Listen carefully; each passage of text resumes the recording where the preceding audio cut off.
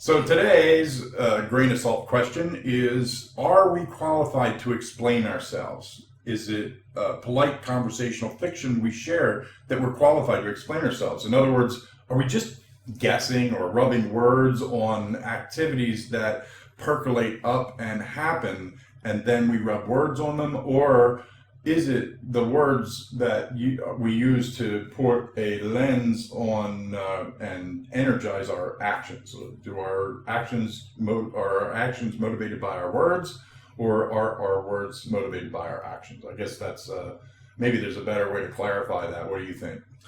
Well, I mean, I suppose if you're thinking about the core question, are we qualified to explain ourselves? At the end of the day,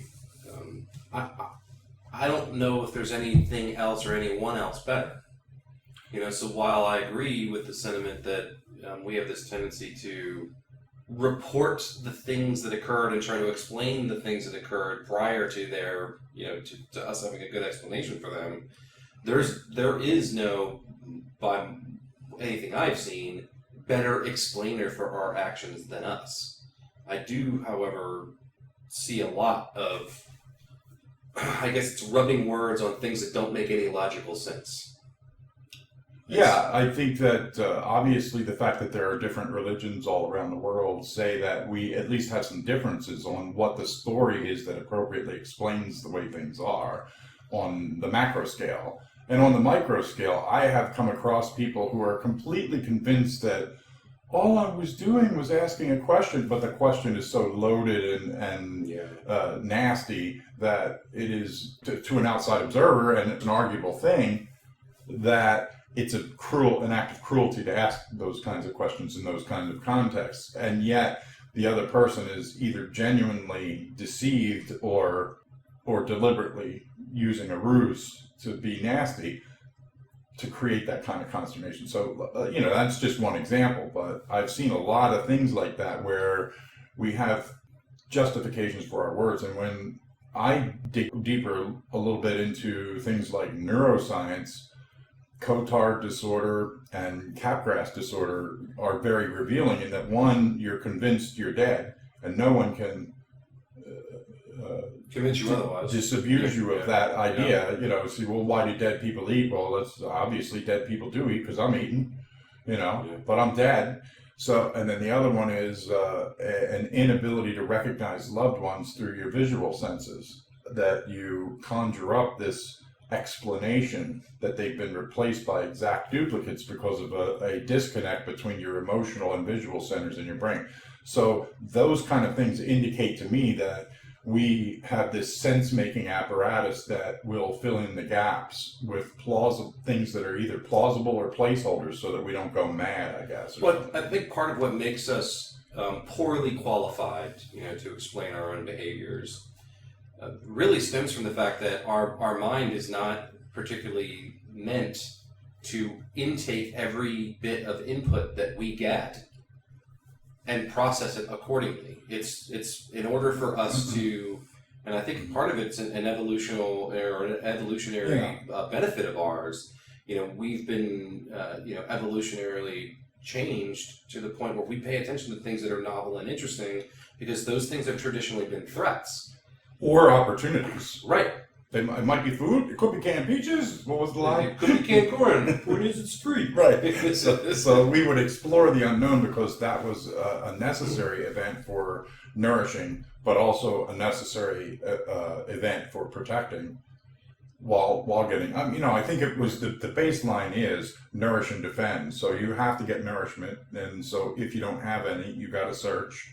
But while you're searching, you also have to be wary of the antagonist. So I think that's the engine that comes up. Well, I think a couple of things have changed over the course of the past, even 150 to 200 years. I mean, there was a time prior to that where our primary focus, the thing that, a human would do when they got up in the morning was prepare all of the things they needed to do in order to be able to eat that evening. Right? And we don't do that anymore because we don't have to do that anymore. And so we are now being put into positions, from a community perspective, from a cultural perspective, where we have the opportunity, but not necessarily the proclivity to examine not just our own selves, but the world in which we live in. And part of the problem with the way in which we've evolved is that we have not evolved to think about things beyond the here and now. So we don't do a good job, I think, as a species, thinking accurately about the future or any real meaningful point in the future. And so when we ask ourselves whether we're qualified to explain ourselves, I think the question you have to come back to is like, what qualifies someone to be, an accurate depictor of what reality really is?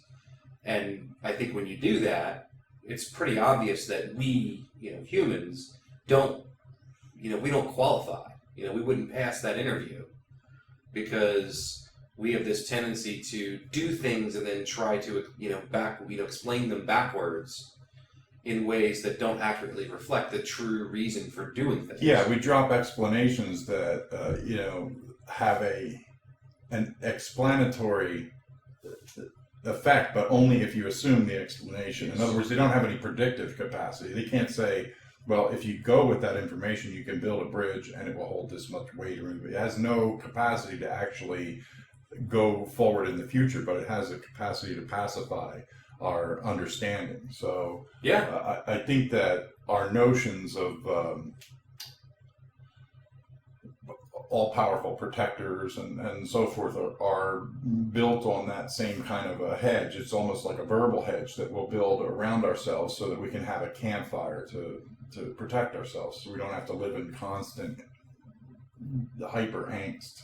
Yeah. And that sort of thing. So, but I do think you brought up a really good point about the pivot point that evolution brings to the table. So adaptive is kind of the key there. And so if it is more adaptive to see something useful versus something accurate, we're going to see that useful thing. And if it's more adaptive to see something more accurate than useful, or if you're using those two as your measuring scales, then it will be more accurate that will develop. And I think in many cases, for our sociality to exist in the context of this relationship economy we're in, the cosmos, that we kind of do have to lean toward useful in certain aspects. In addition, when our senses develop, when they're neophyte, just forming and developing, which our verbal capacities as a human species obviously are, I think that there is some. You're saying there's blurriness. We're not born speaking English. Well, not only we're not born speaking English, but on the larger echo of developmental tracks, human beings as a species are brand new to this whole talky thing. Yeah, and so it's a blurry, undeveloped. Well, I think to kind of further the sort of the point of us not being particularly qualified, the languages that we use are themselves frameworks of meaning that don't necessarily connect well to whatever it is we're experiencing. It's just that's just the only lens by which we have to communicate the message. So you're saying that water, the word, is a symbol that stands in for an actual substance, but that we have other words that may or may not stand for actual substances in all contexts. And so therefore they could bring obscurity rather than clarity or call into focus this thing to the exclusion of those things to our detriment, because those things could be part of the reality that we're ignoring by creating an abstract membrane and just focusing on that. Well, I think a lot about in this particular question as it's posed. I think a lot about the relationship I have between myself and my wife, where when we got together for reasons, at least in retrospect, that if you looked at them with honesty, they wouldn't necessarily be the most healthiest of reasons. So the reason that I chose to be attracted to my wife wasn't necessarily a great reason. However, the relationship as it stands today is far different and far more mature, but the reasons that we got together weren't necessarily great. And so back then, of course, I was considerably less mature maybe than I am today, maybe not much more mature. But back then, my attraction to my wife was centered on things that were shallow and probably not particularly sophisticated. However, over time, when you get a chance to reflect on those kinds of things, you get to move past the, I made this decision for maybe a stupid reason, but the net result is still good. Yeah. Yeah, I think that having children is a lot like that too. It's going to be so wonderful, and I see the people in the park having such joy with their raising of the child, and maybe you develop this notion, and then you have a baby that hijacks your. I call it the Facebook mask because you imagine what all of the wonderful things that are going to be, but no one shows you pictures of changing diapers. At 2 a.m. Right. After the baby was sick and already kept you up to 11:30, and you have to go to work the next morning, and no, nobody tells you that. Yeah. Yes. That all happens to somebody else. Right. And the worry that you have for not being able to address the thing, which is what you signed up to do and you want to, but you're frustrated because you can't. And yeah, it's you can carry quite a combination of angst. Well, what I find to be fascinating, when it comes to thinking about how we explain ourselves, and that's, when you put yourself in a position where you have to be introspective about the whys and not the whats. We're pretty good at explaining what happened, but we're pretty bad at explaining the why. Yeah. And I think a big part of that is that it's the language framework, it's our cultural framework, but also our evolutionary framework sort of isn't so much interested. You actually mentioned it earlier. It's more interested in usefulness and not necessarily accuracy. Or more interested in how it serves adaptively. So it will be more accurate if that's adaptive, and more useful if that's adaptive. So my point isn't useful or accurate, it's adaptive. Yeah. That's the spear tip, and then whatever flows from that might be useful, might be, but I also think there's a third element of that newness of the thing when I would imagine when eyesight, for instance, first evolved. The first sense was smell. You had to chemo detect nutrients versus antagonists. That was your whole thing. And then other senses came about that are more refined, useful versus antagonist, nourishing versus antagonist stuff.